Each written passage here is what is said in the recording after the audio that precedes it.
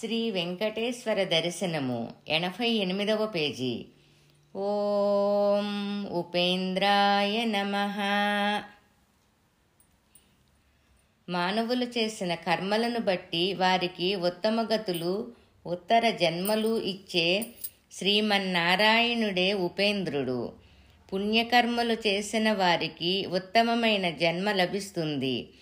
పాపకర్మలు చేసిన వారు మరుజన్మలో పశువులు పక్షులుగా జన్మిస్తారు. హీనాతి హీనమైన కర్మలు చేసిన వారు మరుజన్మలో క్రిమి కీటకాదులుగా జన్మిస్తారు. ఈ విధంగా జీవుల కర్మలను అనుసరించి వారికి ఉత్తర జన్మలను ఇచ్చేవాడు శ్రీమన్నారాయణుడే. అతడే శ్రీ వెంకటేశ్వరుడు. ఎవడు భూమిపైన భూమి లోపల ఉంటాడో, తనలో ఉన్నప్పటికీ ఎవనిని భూమి ఎరుగదో, ఎవని శరీరమే ఈ భూమియో, లోపల ఉంటూనే ఈ భూమిని నియంత్రిస్తున్నవాడు ఎవడో అతడే అంతర్యామి.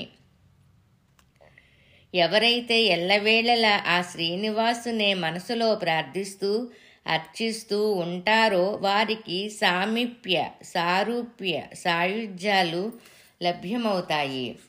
సాయుధ్య స్థితిని చేరిన వారికి జన్మరాహిత్యం కలుగుతుంది.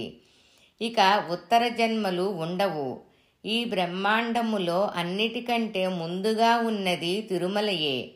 శ్రీమన్నారాయణుడు ఈ సృష్టిలో ముందుగా సృష్టించిన ప్రదేశం ఈ వెంకటాద్రియే. ఇక్కడ నుండే సృష్టి మొత్తం ఆవిర్భవించింది. సృష్టి మొత్తం ముందుగా నీటిలోనే ఉండేది. ఆ తర్వాత కాలంలో ఆ నీరే సప్త సముద్రాలుగా విడిపోయింది. సృష్టి ప్రారంభములో తిరుమలయే ముందుగా ఉన్నదనడానికి నిదర్శనంగా వెంకటాద్రిపై ఏర్పడిన సహజ శిలాతోరణం కనిపిస్తుంది. శ్రీవారి ఆలయానికి సమీపంలోనే గల ఈ సహజ శిలాతోరణం అతి ప్రాచీనమైనది. ప్రళయకాలంలో నీటిలో మునిగి ఉన్న వేదాలను పైకి తీసుకువచ్చిన శ్వేత వరాహమూర్తి ఉన్నది ఈ తిరుమల పైననే. శ్రీమన్నారాయణుని దివ్య రూపమైన వరాహస్వామిని ముందుగా దర్శించి తర్వాతనే శ్రీనివాసుని దర్శించడం నేటికి వస్తున్న సాంప్రదాయం. శుక్రవార అభిషేక సమయములో స్వామివారి దివ్య రూపాన్ని కనులారా దర్శించవచ్చును. స్వామివారి నేత్రాలు సమదృష్టితో ఉంటాయి. పెదవులపై చిరునవ్వు, సొగసైన నాసిక, భుజాలపైకి అద్భుతంగా జాలువారే శిరోజాలు, సిగలో నెలవంక, నునుపైన చక్కని చుబుకం, విశాల వక్షస్థలం. వక్షస్థలములో కుడివైపున శ్రీ మహాలక్ష్మి సుఖాసీనురాలయ్యి మూలమూర్తిలోనే భాగంగా దర్శనమిస్తుంది. యజ్ఞోపవితం 4 వరుసల హారాలు స్వామి మూలమూర్తిలో దర్శించవచ్చు. వీపు మీద చాలా కాలం బాణాల పొదిని ధరించడం వలన ఏర్పడిన చారలు, భుజాలకు నాగాభరణాలు, క్రింద కుడి చెయ్యి వరదముద్ర, ఎడమ చెయ్యి కటిపై అలవోకగా ఆనించి ఉన్న అద్భుతమూర్తి శ్రీ వెంకటేశ్వరుడు. పై 2 చేతులలో శంఖచక్రాలు ధరించిన వరబ్రహ్మమూర్తి. ఆహా, ఎంతటి దివ్య మంగళ మనోహర రూపునివయ్యా శ్రీ వెంకటేశ్వర. అతి పురాతన కాలంలో వెంకటాద్రిపై అంతా గిరిజనులే ఉండేవారు. ఆ స్వామిని వారందరూ తమలో ఒకరిగా చూసుకునేవారు. ఆ కాలంలో స్వామి స్పర్శామూర్తి. ఆ గిరిజనులలో కొందరు స్వామితో కబుర్లు చెప్పేవారు. మరికొందరు స్వచ్ఛమైన తేనె తాగమని ఇచ్చేవారు. మరికొందరు స్వామితో ఆడుకునేవారు. కొందరు పిల్లలు స్వామి విగ్రహానికి ఆనుకొని కూర్చునేవారు. ఆ అరణ్యములో దొరికే రకరకాల పళ్ళు తినమని ఆ స్వామి ముందు ఉంచేవారు.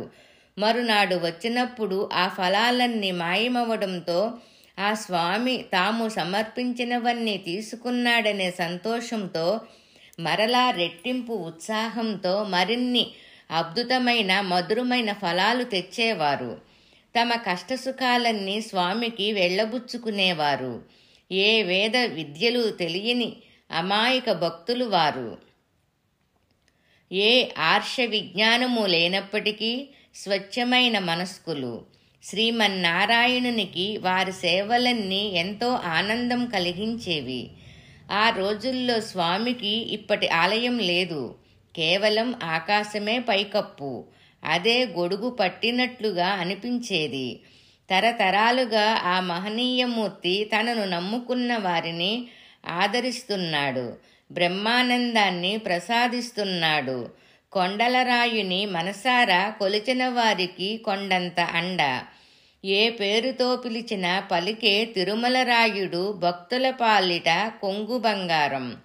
హిరణ్య గర్భుడు, పద్మగర్భుడు, శ్రీగర్భుడు, విశ్వమూర్తి, విశ్వపతి, విశ్వాత్మకుడు, శ్రీధరుడు, శ్రీకరుడు, శ్రీనివాసుడు, ఈశుడు, పరమేశ్వరుడు, ఇలా ఏ నామంతో పిలిచినా పలికే పరబ్రహ్మమూర్తి ఆ వెంకటేశ్వరుడు.